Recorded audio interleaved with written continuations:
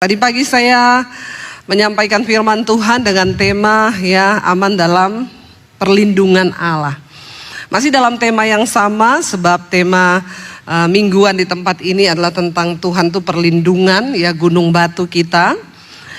Bapak Ibu, tadi pagi saya membahas tentang Daud, bagaimana Daud itu berkata bahwa Tuhan itu terangku, terambil dari Mazmur 27, dia bilang Tuhan adalah terangku, keselamatanku, kepada siapa aku harus takut, Tuhan adalah benteng hidupku, terhadap siapa aku harus gemetar. Bahkan Daud berkata di ayat yang kedua, ketika penjahat-penjahat menyerang aku untuk memakan dagingku, yakni semua lawanku dan musuhku, mereka sendiri akan tergelincir dan jatuh. Sekalipun tentara berkemah mengepung aku tidak takut, hatiku tidak takut, sekalipun timbul peperangan melawan aku, dalam hal itu pun aku tetap percaya. Dan tadi pagi kita sudah membahas apakah Daud itu manusia sempurna yang tidak pernah merasa takut? Tentu dia adalah manusia biasa yang pernah merasa takut, Bapak Ibu. Siapa manusia yang tidak takut? Tidak ada.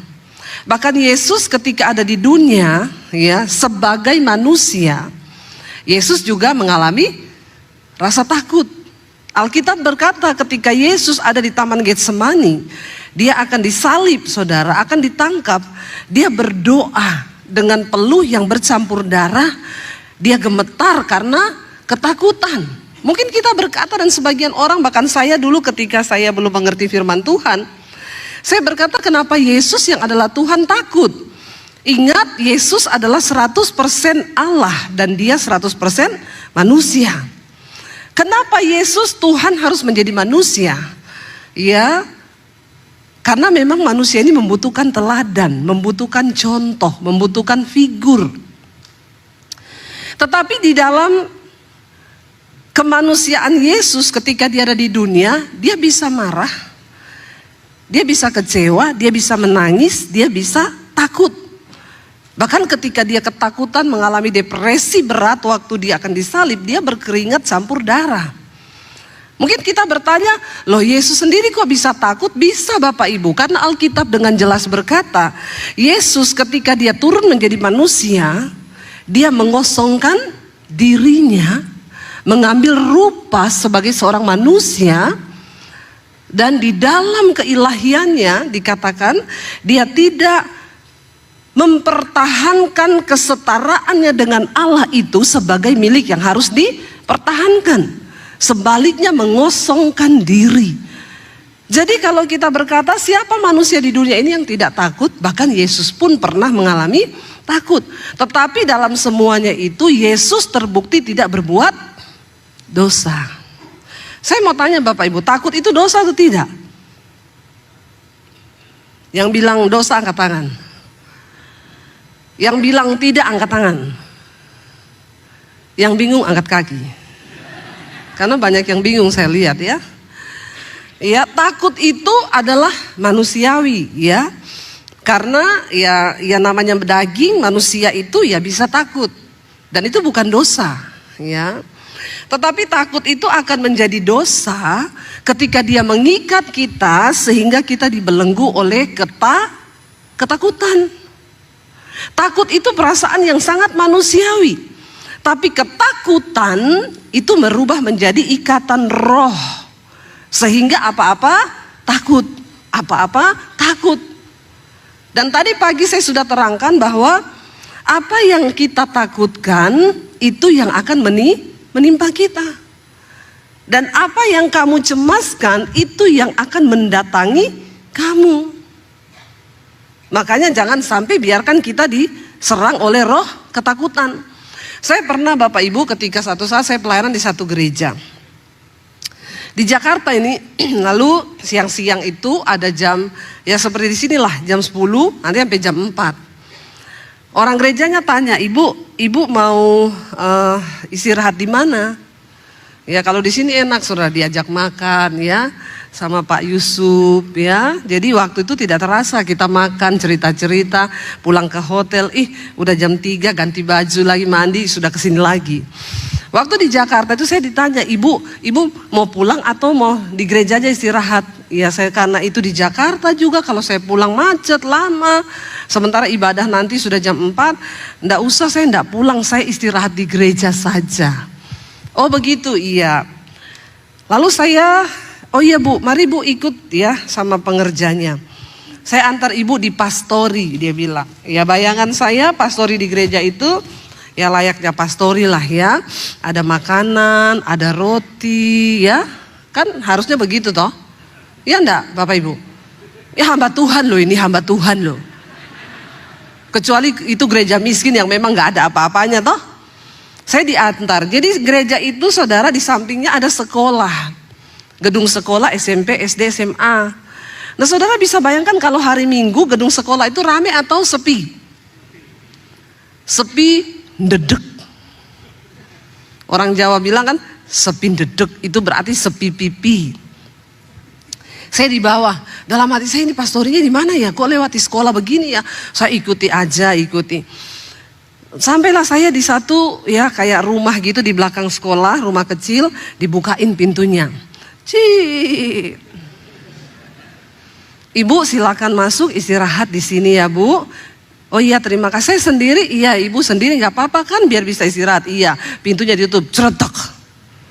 Saya masuk nggak ada orang satupun.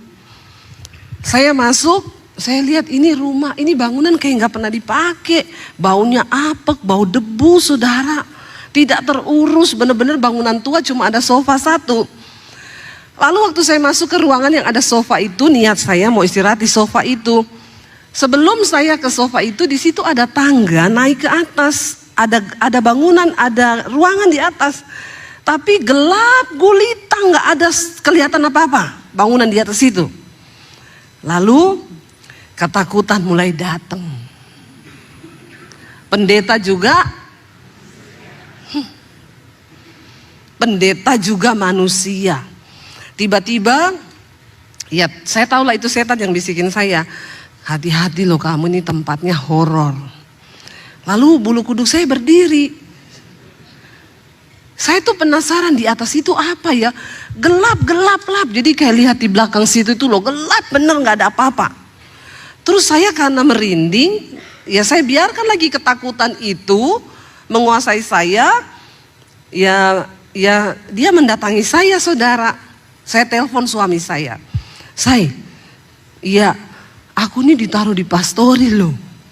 Suami saya bilang terus ada ruangan di atas tangga situ gelap gulita. Tapi aku merinding loh, aku ini bukan tipe penakut. Suami saya tahu saya tuh gak pernah takut setan.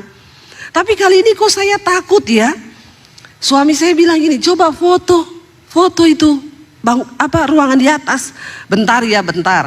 Saya tutup dulu. Saya foto begini saudara, begitu cekrek mati lampu.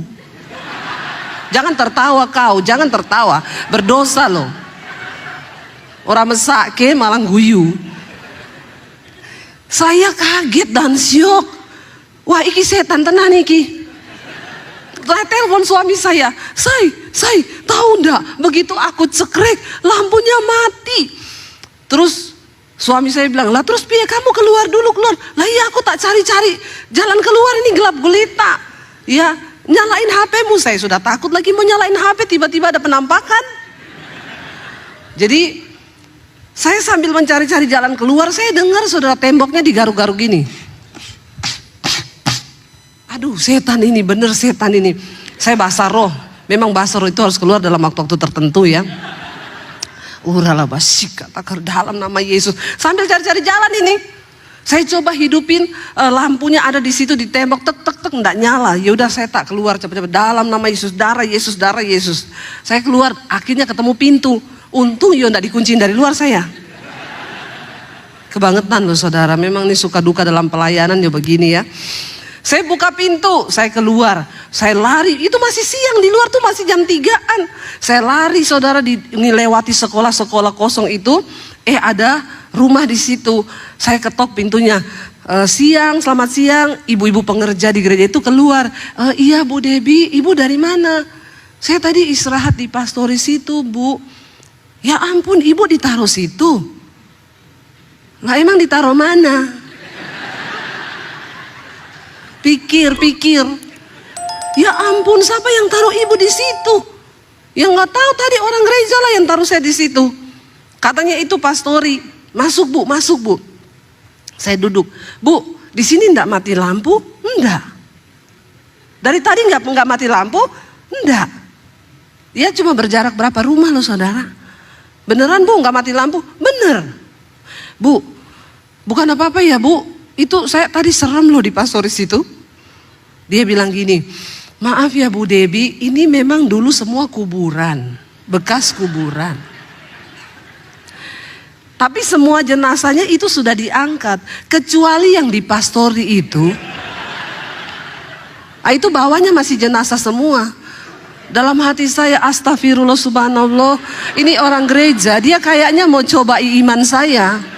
Ini pendeta ini ya, mempan apa enggak. Tapi suami saya bilang, coba kamu lihat fotonya. Yang tadi kamu foto ada penampakan enggak? Saya lihat enggak ada sih, gelap gulita toh. Tapi setidaknya nggak adalah setan berani menampakkan diri sama saya. Jadi kalau ada yang sedikit-sedikit lihat setan itu, berarti kau temennya. Tapi saya bersyukur, maksudnya ya lain kali ya itulah kalau kita biarkan ketakutan, dia berubah menjadi roh ketakutan yang akhirnya menyerang kita sendiri. Ya, jadi jangan biarkan ketakutan itu menguasai kita. Tadi pagi saya sudah bagikan apa kunci Daud mengalami kemuliaan Tuhan ketika dia ditangkap di Gad. Daud melarikan diri dari Saul, mau dibunuh, dia lari ke kota Gad. Sampai di kota Gad, Alkitab tadi siang kita sudah baca, Daud menjadi takut sekali. Bukan cuma takut, tapi takut sekali. Ketakutan yang begitu luar biasa. Tapi ternyata satu hal Daud berkata tadi pagi juga sudah kita baca. Kuncinya satu, dia bilang, waktu aku ini takut, aku percaya kepada Tuhan. Jadi kuncinya saat kita mengalami ketakutan, maka kita harus belajar percaya kepada Tuhan. Bagaimana cara percaya pada Tuhan? Perkatakan firman. Ya. Perkatakan janji Tuhan, jangan biarkan ketakutan terus. Ya tadi pagi saya sampaikan, ada orang sakit kepala nih, kanker, tumor, padahal baru sakit kepala. Mungkin karena mendekati jatuh tempo, biasa kan begitu toh.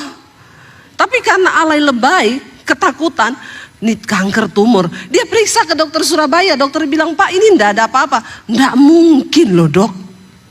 Dokternya bilang, lo memang enggak ada apa-apa. Enggak mungkin. Lah, periksa ke Jakarta. Sampai Jakarta, dokter di Jakarta bilang, enggak ada apa-apa juga. Enggak mungkin loh. Malah maunya ada apa-apa. Karena dikuasai oleh ketakutan. Sudah berkesimpulan sendiri, enggak mungkin. Ini ciri-cirinya adalah ini. Ya. Saudara, Daud bilang ketika aku takut, aku percaya. Lalu kita akan belajar dari Daud hari ini, ya. Yuk kita kembali Mazmur 27. Kita ingin baca ayat yang keempat mulai. Tadi kita sudah baca 1-3 ya. Dia bilang sekalipun tentara berkemah mengepung aku, sekalipun timbul peperangan melawan aku dan lain sebagainya, orang pengen bunuh aku, pengen makan dagingku, aku tak percaya. Ini kunci yang berikutnya yang Daud lakukan supaya dia itu merasa aman dalam perlindungan Allah. Ayat 4 baca bersama. Satu hal telah kuminta kepada Tuhan, itulah yang kuingini. Apa dia bilang? Diam di rumah Tuhan seumur hidupku, menyaksikan kemurahan Tuhan dan menikmati bait-Nya. Bapak Ibu, zaman dulu orang Israel itu kalau mau berdoa mereka pergi ke bait suci.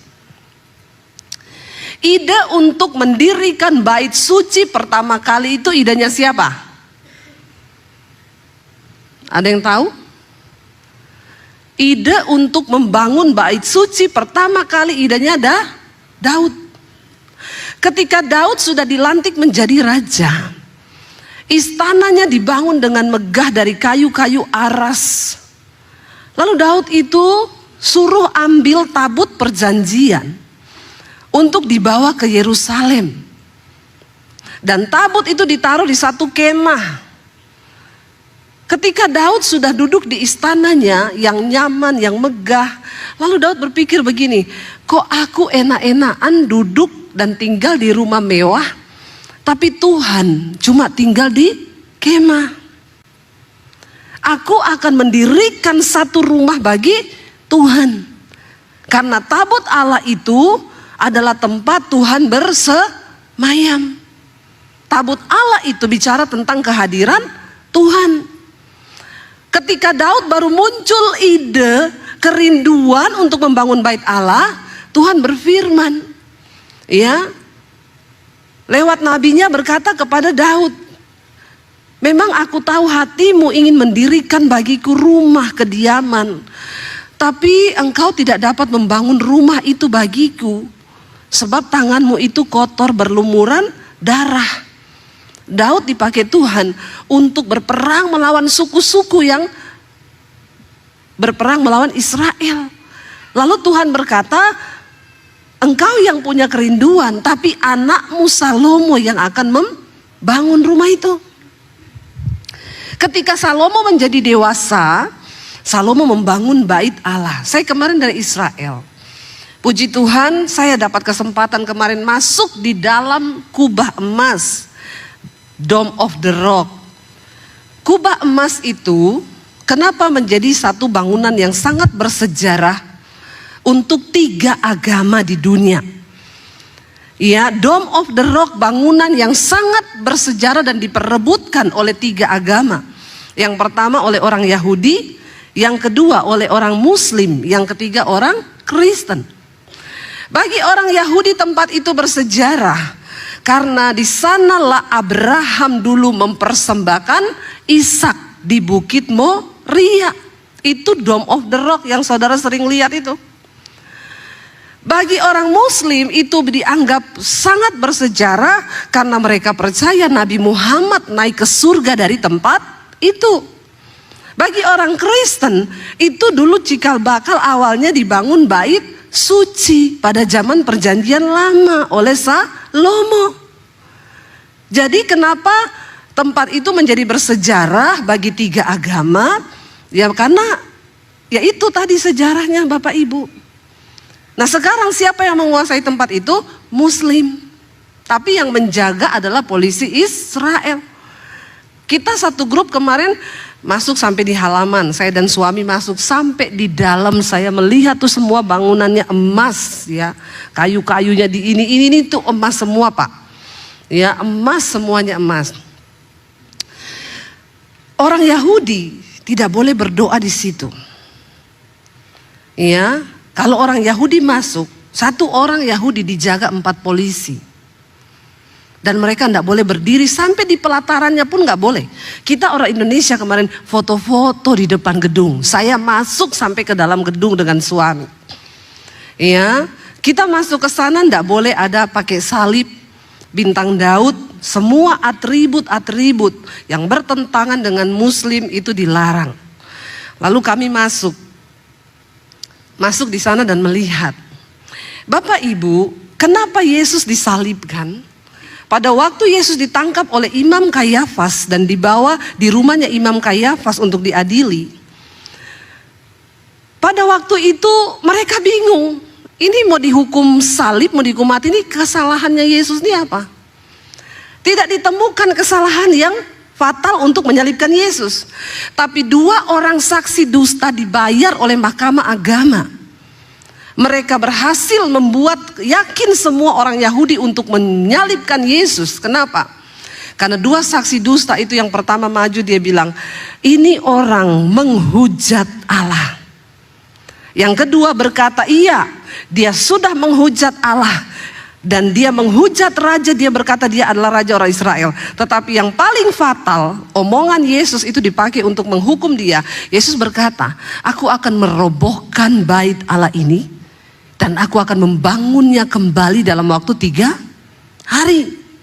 Bagi mereka, bait Allah itu adalah sebuah bangunan yang sangat sakral.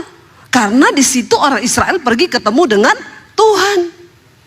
Di bait Allah saja Tuhan hadir pada zaman itu. Allah berbicara lewat imam yang bisa masuk ke ruang Maha Kudus setahun sekali untuk korban penghapus dosa. Tapi ketika Yesus ada di bumi, dia bilang, aku adalah domba Allah yang dipersiapkan, aku akan mati untuk menebus dosa dunia. Aku akan merobohkan bait Allah itu dan akan membangunnya kembali dalam waktu 3 hari.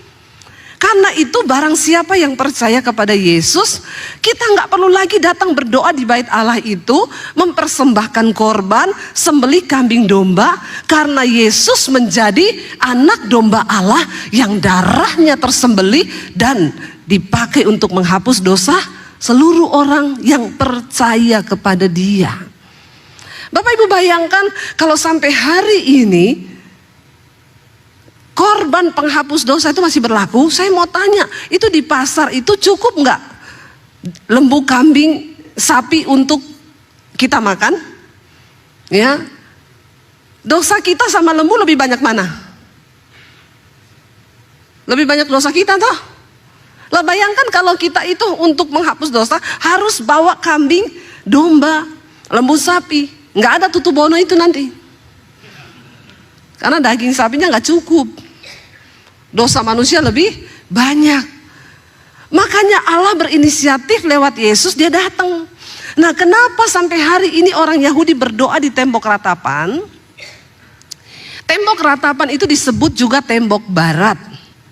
Karena orang Yahudi tidak boleh berdoa dalam bangunan itu, dalam Dome of the Rock itu.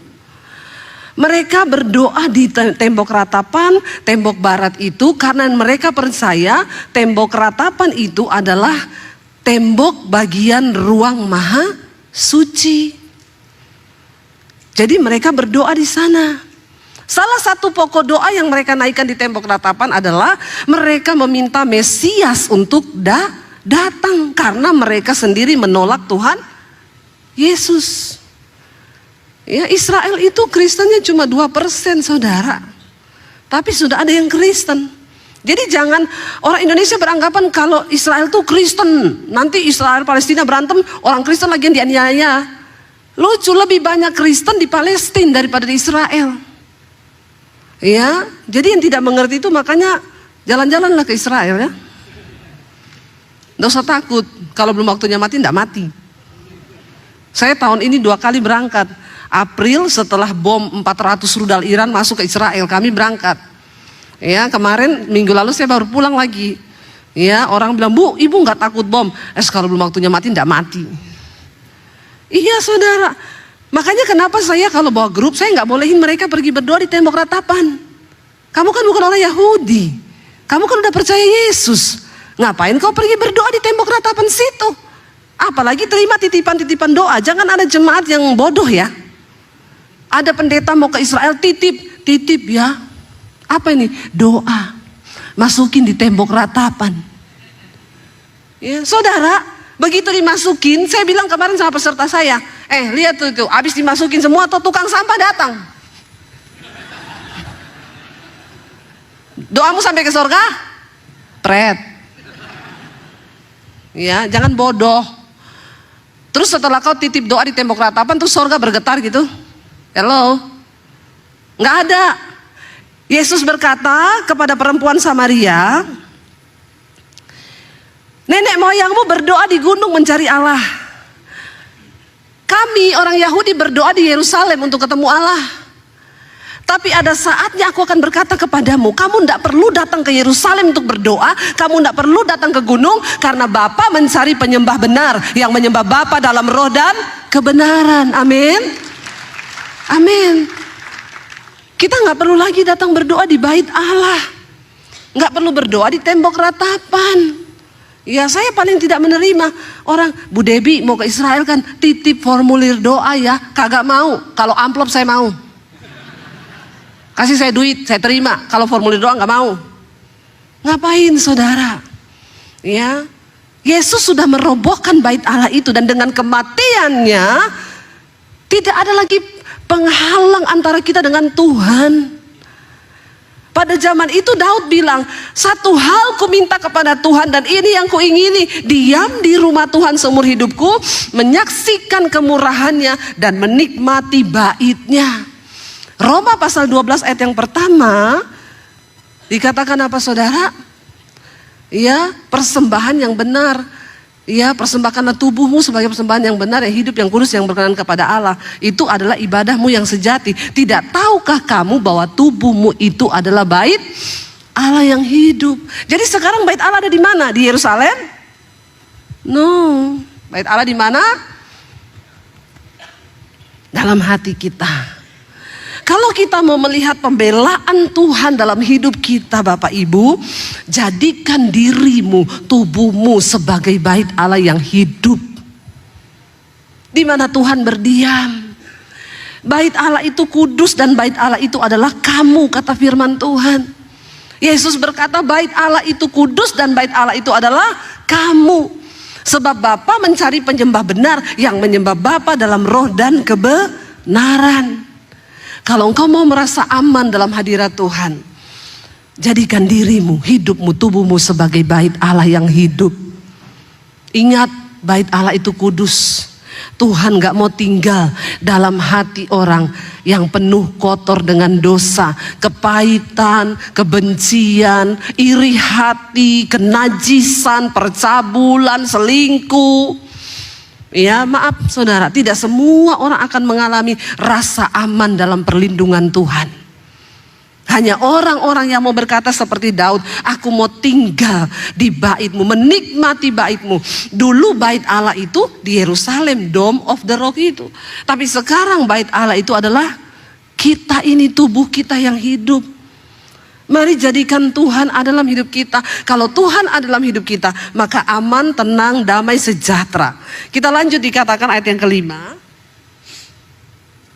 Sebab ia melindungi aku dalam pondoknya pada waktu bahaya. Ia menyembunyikan aku dalam persembunyian di kemahnya. Ia mengangkat aku ke atas gunung batu. Maka sekarang tegaklah kepalaku mengatasi musuh sekeliling aku. Dalam kemahnya aku mau mempersembahkan korban dengan sorak-sorai. Aku mau menyanyi dan bermazmur bagi Tuhan. Karena Daud merasa orang kalau masuk di bait Allah itu sudah, itu paling tempat paling nyaman. Kamu tidak mungkin musuh datang ke bait Allah menangkap kamu. Ya, itu digambarkan sekarang Bapak Ibu, kalau kita berada dalam hadirat Tuhan, maka ketakutan lenyap, kekhawatiran lenyap. Saya itu loh, kalau di pesawat ada badai saudara, cuaca buruk, kadang tiba-tiba takut. Aduh, kalau jatuh ya. Tapi langsung saya ingat, saya langsung nyanyi.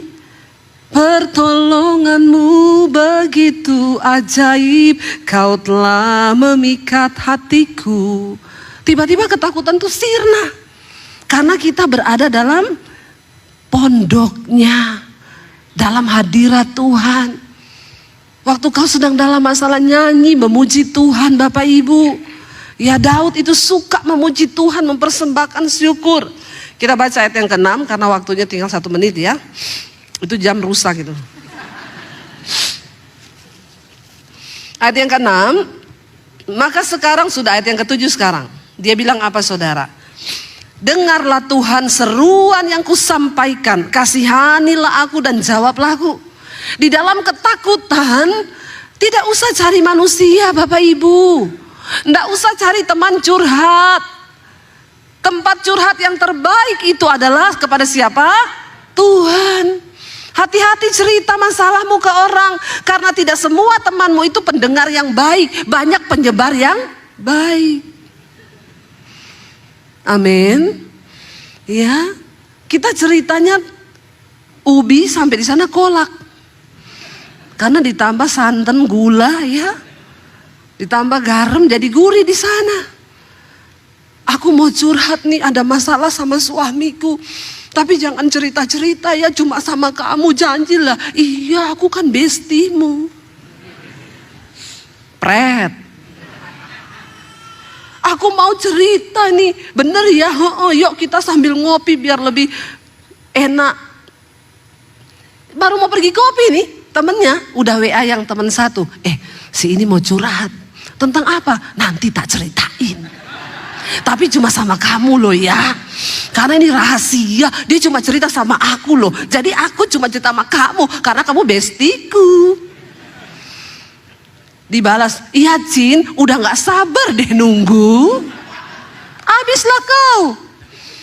Ya enggak usah Bapak Ibu. Kalau kau ada masalah, datang di kaki Tuhan, nangis di kaki Tuhan, cerita kau sedang apa di kaki Tuhan, amin. Saya ini enggak ada teman curhat.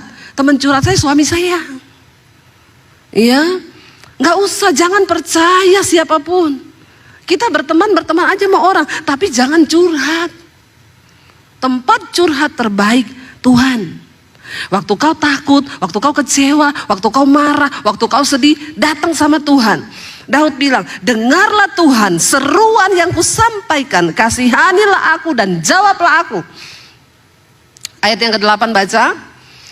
Hatiku, Daud bilang, mengikuti firman-Mu. Carilah wajahku, maka wajahmu ku cari ya Tuhan.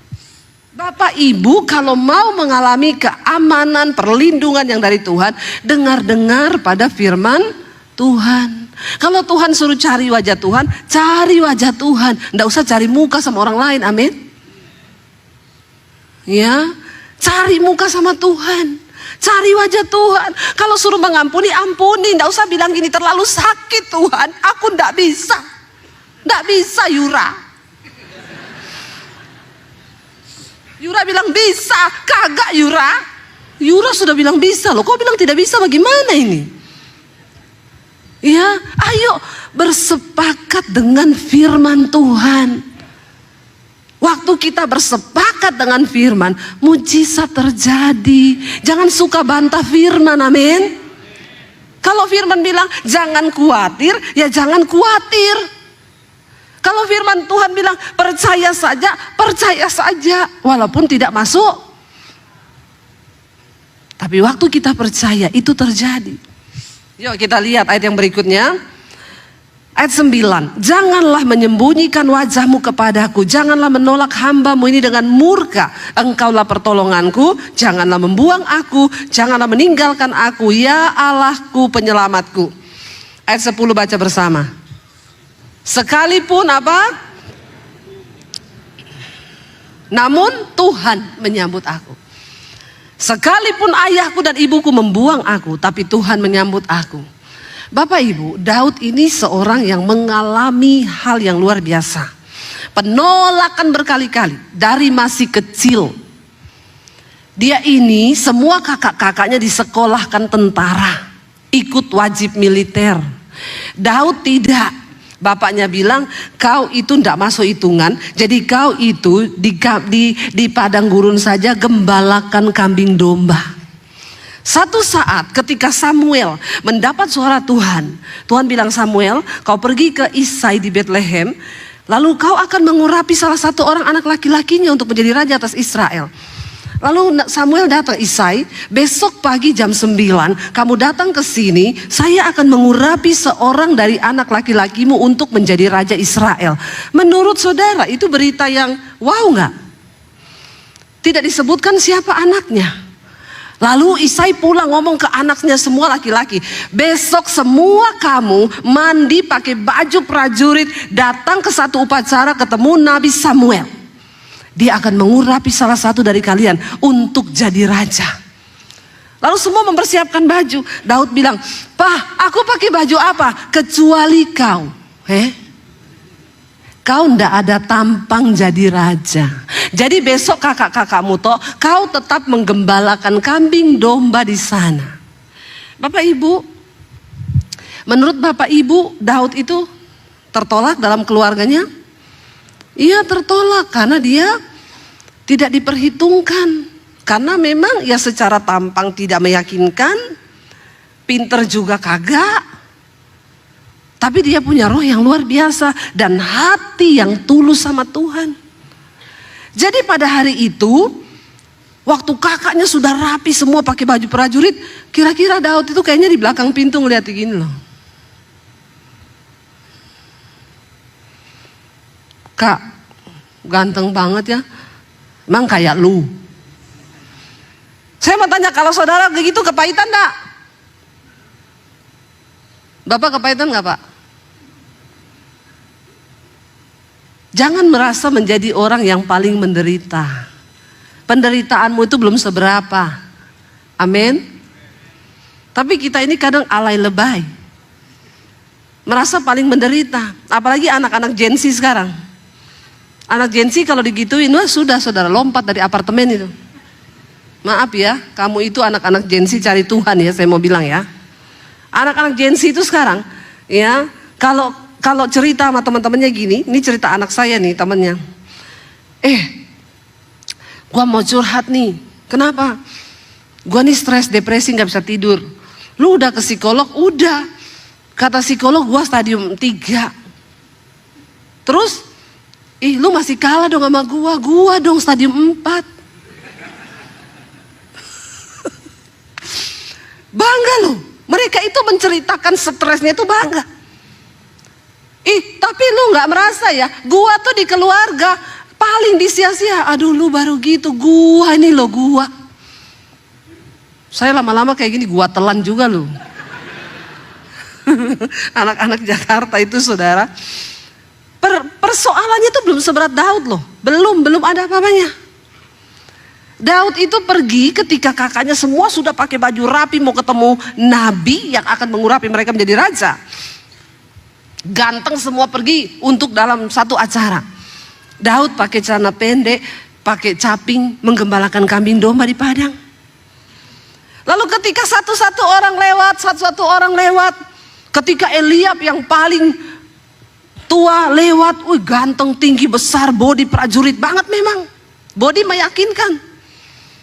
Lalu Samuel berkata dalam hati, pasti ini yang akan diurapi Tuhan menjadi raja. Tampang si raja banget. Jangan lihat orang dari tampangnya saudara. Karena Tuhan melihat hati. Jaga hatimu.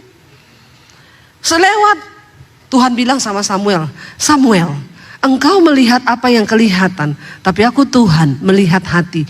Aku sudah menolak Eliab itu. Lewat satu, Tuhan bilang bukan. Lewat satu, bukan. Sampai semua lewat. Samuel bingung. Loh, sudah habis. Lalu Isai dipanggil. Sini, Say. Ini semua anakmu? Kenapa gak ada satupun yang Tuhan pilih? Gak mungkin lah ini Tuhan salah. Kata Isai gini, ada. Tapi ya ampun, tidak mungkin yang itu. Nggak usah itu kau panggil, nggak ada potongan raja, nggak ada potongan prajurit. Kagak, dia tuh sana loh lagi menggembalakan kambing domba yang cuma berapa ekor. Tapi tiba-tiba Samuel bilang, kita tidak akan duduk makan, tidak akan memulai acara ini kalau dia nggak kau panggil ke sini. Cepet-cepetan. Tidak dicerita di situ Daud pulang dulu ganti baju pakai baju pahlawan. Mungkin ya ada kemungkinan dia datang dengan model yang lusuh dari padang tuh langsung ditarik. Dengan culunnya dia datang, kecil, mungil dan dekil. Ya, kotor saudara. Daud datang. Ketika Samuel melihat Daud, Tuhan bilang, bangkit berdiri, ambil tabung minyakmu. Urapi dia menjadi raja sebab aku sudah memilih dia. Dia orang yang berkenan di hatiku. Amin. Kalau kau sedang menghadapi masalah, tidak usah merasa masalahmu itu yang paling berat. Amin Bapak Ibu. Kalau kau sudah merasa paling berat, sekali-sekali kau turun ke jalanan sana. Layani tuh anak-anak jalanan yang gak makan. Baru kau bisa lihat hidupmu. Baru kau bilang, oh iya ya masih ada yang lebih buruk ya dari saya. Sekali-sekali kau ikut pelayanan ke rumah sakit jiwa.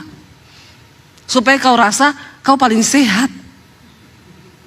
Saya bilang sama anak saya, teman-temanmu yang rasa sakit jiwa itu, ayo ikut sekali-sekali kita ajak pelayanan ke rumah sakit jiwa. Saya pernah pelayanan ke rumah sakit jiwa Bapak Ibu. Saya mendekati satu bapak-bapak yang sedang sakit jiwa. Pak, saya mau berdoa ya buat Bapak. Percaya Tuhan Yesus menyembuhkan. Saya ini Yohanes Pembaptis loh.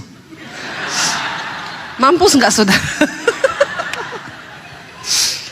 Saya baru mau doakan dia sudah bilang dia Yohanes Pembaptis. Terus saya bilang, oh iya nanti tapi Tuhan Yesus menyembuhkan ya. Iya saya temannya Yesus, Yohanes Pembaptis. Tapi saya ya udah saya nggak peduli aja lah ya. Dia cerita saya dengerin dulu. Terus dia bilang gini, shh. Saya pikir dia mau ajak saya berdoa, kenapa? Shh. Ada helikopter 2 parkir di atas kepala saya. Bapak Ibu bisa bayangkan. Kita dengar 1 helikopter saja sakit enggak kepala kita? Cuma dengar toh ini parkir di kepalanya dia 2 helikopter. Dalam hati saya makanya dia masuk rumah sakit jiwa. Karena 2 helikopter parkir di kepala. Nah orang-orang yang merasa stres ini tak ajak sini, ayo pelayanan. Supaya kau rasa bagaimana 2 helikopter parkir di kepalamu. Baru kau bisa bilang begini, aku masih lebih waras ternyata ya. Bahwa kau tidak seberapa dengan dia. Terus saya bilang, oh iya nanti Tuhan Yesus usir ya helikopternya ya, kita berdoa. Udah mau berdoa, saya disuruh diam lagi, kenapa? Saya mau kentut. Itu pengalaman saya pertama dan terakhir kayaknya Bapak Ibu. Saya menyadari bahwa itu bukan panggilan saya. Ya. Tapi waktu saya doakan dia jatuh rebah. Ya, dan itu rebah yang tidak dibuat-buat. Dan sekarang saya dengar sudah waras. Tidak ada lagi helikopter parkir di kepalanya. Jadi jangan kau merasa menjadi orang yang paling malang. Supaya kau itu bisa mendapatkan damai sejahtera dari Tuhan. Merasa aman dalam perlindungan Tuhan. Kalau kau merasa kau yang paling menderita, aduh kasihan deh lu. Daud ini yang dia katakan semua yang dia alami loh. Dia dibuang sama orang tuanya begitu saja, tidak dianggap. Saya pun pernah mengalami, sekalipun ayahku dan ibuku meninggalkan aku. Ini yang saya pegang dulu ketika saya diusir dari keluarga saya. Banyak ketakutan dalam benak saya, nanti saya hidup bagaimana, saya makan apa.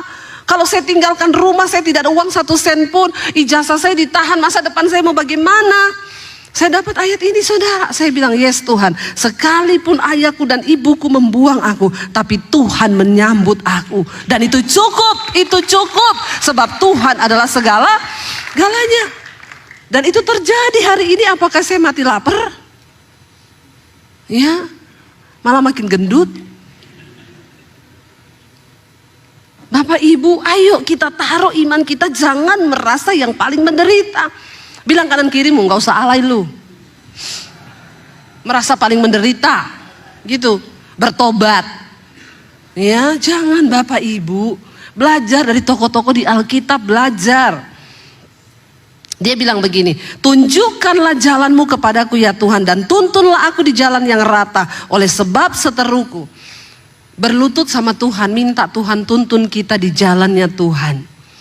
Jangan bikin jalan sendiri supaya aman hidupmu. Tuhan udah kasih kita jalan. Tapi kalau kau memang mau kerja di Bina Marga, tukang bikin jalan silakan. Kau bikinlah itu jalanmu sendiri. Kau tanggung biayanya sendiri. Harga yang kau bayar akan sangat mahal. Beda ketika engkau berjalan di jalan yang sudah Tuhan siapkan. Supaya aman langkahmu. Anak muda jangan kau bikin jalan sendiri. Ya Bu, saya itu bingung Bu. Saya yang sana takut Tuhan tapi miskin Bu. Yang ini kaya tapi tidak takut Tuhan Bu. Karena kan begini ya Bu. Ya saya sih lebih memilih yang punya uang walaupun tidak punya cinta. Karena kalau nggak ada uang Bu, biar cinta besar akan pudar cinta kalau nggak ada duit. Tapi kalau ini nggak ada cinta, kalau ada uang nanti cinta perlahan tumbuh. Saya sih lebih pilih ini ya Bu, mending saya menangis di atas Mercy daripada nangis di atas beca. Saya bilang kalau kau pilih dengan pilihanmu yang kaya, kau nangis di atas Mercy. Kalau kau pilih Tuhan, kau tertawa di atas Mercy. Amin. Atau tertawa di atas beca. Amin. Kan yang penting tertawa tuh. Iya enggak? Biar naik beca kalau tertawa mau enggak? Iya. Lebih baik gaji 30 juta dengan ucapan syukur daripada 3 juta dengan sungut-sungut. Ya enggak? Benar enggak saudara? Ya cuma 3 juta bersungut-sungut lagi. Ini yang 30 juta aja bersyukur. Saya mau bikin bingung saudara memang. Ya, ikut Tuhan. Karena jalan Tuhan itu yang paling sempurna. Daud bilang, Tuhan tunjukkanlah jalanmu kepadaku, bahwa aku berjalan di jalan yang rata. Jangan kau mau di jalan yang berlubang-lubang. Jalan Tuhan itu rata. Lalu dia bilang di sana apa? Janganlah menyerahkan aku kepada nafsu lawanku, sebab telah bangkit menyerang aku saksi-saksi dusta dan orang-orang yang bernafaskan kelaliman. Sesungguhnya aku percaya akan melihat kebaikan Tuhan di negeri orang-orang yang hidup. Karena waktu itu dia sudah terancam mau dibunuh. Kenapa dia bilang akan melihat Tuhan di negeri orang hidup? Dia percaya dia tidak akan mati. Yang terakhir ayat 14. 1, 2, 3. Nantikanlah Tuhan, kuatkanlah dan teguhkanlah hatimu. Ya, nantikanlah Tuhan. Saya undang para imam musik, Bapak Ibu. Bagaimana supaya kita diam dalam lindungan Tuhan dengan aman? Ayo, nantikanlah Tuhan. Orang yang menantikan Tuhan tidak akan pernah dikecewakan. Kalau kau nantikan saudaramu, kau nantikan pertolongan dari sesamamu, terkutuklah engkau. Karena engkau mengandalkan manusia. Tapi kalau yang kau nantikan Tuhan, maka engkau akan melihat pertolongan yang dari Tuhan. Saya bicara di mimbar ini karena saya sudah mengalami semua itu. Ini loh saya. Orang yang dibuang, lulus SMA diusir dari keluarga karena Yesus. Saya tidak punya apa-apa, bahkan ijazah saya ditahan. Tapi saya bilang, saya mau lihat kau ikut Yesus. Yesus kasih makan, kau pakai apa? Tapi hari ini saya mau bersaksi sama saudara. Saya bukan cuma dikasih makan kenyang sama Tuhan. Hari ini hidupku menjadi berkat, memberi makan banyak orang. Itu Tuhan yang kita sembah. Itu Allah yang hidup, Allah yang kau sembah sama dengan Allah yang saya sembah. Bangkit berdiri bersama hari ini di hadapan Tuhan.